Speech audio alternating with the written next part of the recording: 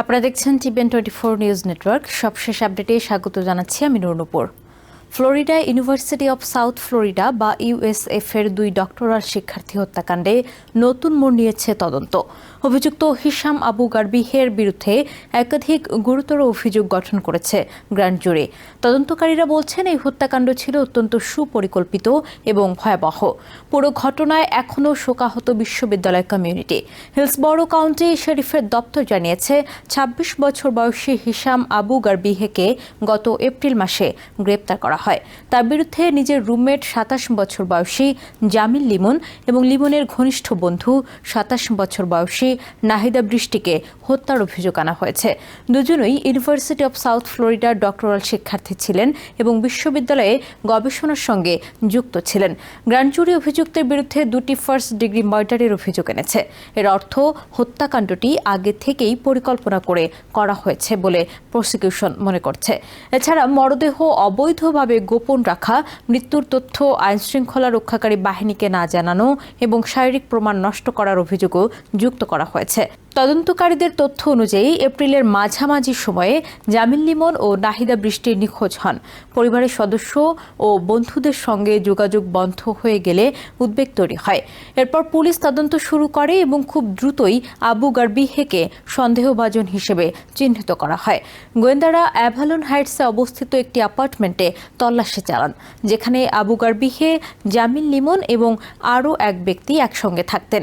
তদন্তে এমন বিভিন্ন আলামত পাওয়া যায় যা থেকে ধারণা করা হয় লিমনের জীবনের জন্য গুরুতর ঝুঁকি তৈরি হয়েছিল। পরে 24 এপ্রিল লেক ফরেস্ট কমিউনিটিতে একটি পৃথক পারিবারিক সহিংসতার অভিযোগ তদন্ত করতে গিয়ে পুলিশ আবু গারবিহের অবস্থান শনাক্ত করে। সেখানে আইনশৃঙ্খলা বাহিনীর সঙ্গে প্রায় 1 ঘণ্টা উত্তেজনাপূর্ণ অচল অবস্থা তৈরি হয়। পরিস্থিতি এতটাই জটিল হয়ে ওঠে যে সোয়াত টিম মোতায়েন করা হয়। শেষ পর্যন্ত অভিযুক্ত আত্মসমর্পণ করতে বাধ্য হন। একই দিন সকালে তদন্তকারীরা হাওয়ার্ড ফ্রাঙ্কল্যান্ড ব্রিজ এলাকায় একটি ব্যাগের ভেতর জামিল লিমনের মরদেহ খুঁজে পান। কয়েকদিন পর এক কায়াকার পানিতে ভাসমান অবস্থায় নাহিদা বৃষ্টির মরদেহ দেখতে পান। এরপর পুলিশ সেটি উদ্ধার করে। এই ঘটনাগুলো পুরো ফ্লোরিডা জুড়ে ব্যাপক আলোড়ন সৃষ্টি করে। হিলসবরো কাউন্টির শেরিফ চ্যাড ক্রনিস্টার জানান, তদন্তে পাওয়া তথ্যগুলো অত্যন্ত ভয়াবহ। তবে তার ভাষায় এই তদন্তের বিস্তারিত ছিল নির্মম এবং সন্দেহভাজনের কর্মকাণ্ড খাঁটি অশুভ ছাড়া আর কিছু নয়। সবচেয়ে আলোচিত বিষয়গুলোর একটি হলো অভিযুক্তের ডিজিটাল কার্যকলাপ। তদন্তকারীরা জানিয়েছেন, আবু গারবিহে চ্যাটজিপিটি হিস্ট্রি থেকে এমন তথ্য পাওয়া গেছে যা ইঙ্গিত করে হত্যাকাণ্ডটি অন্তত 1 সপ্তাহ আগে থেকেই পরিকল্পিত ছিল। যদিও ঠিক কী ধরনের অনুসন্ধান করা হয়েছিল তা এখনও প্রকাশ করেনি কর্তৃপক্ষ। তবে এই তথ্য মামলাটিকে আরও বেশি গুরুত্বের সঙ্গে দেখার কারণ হয়ে দাঁড়িয়েছে। এখন মামলাটি স্টেট অ্যাটর্নি সুজি লোপেজের দপ্তরের হাতে রয়েছে। তারা সিদ্ধান্ত নেবেন অভিযুক্তের বিরুদ্ধে মৃত্যুদণ্ড চাওয়া হবে কিনা। ইতোমধ্যেই নিহতদের পরিবার কঠোর শাস্তির দাবি জানিয়েছে।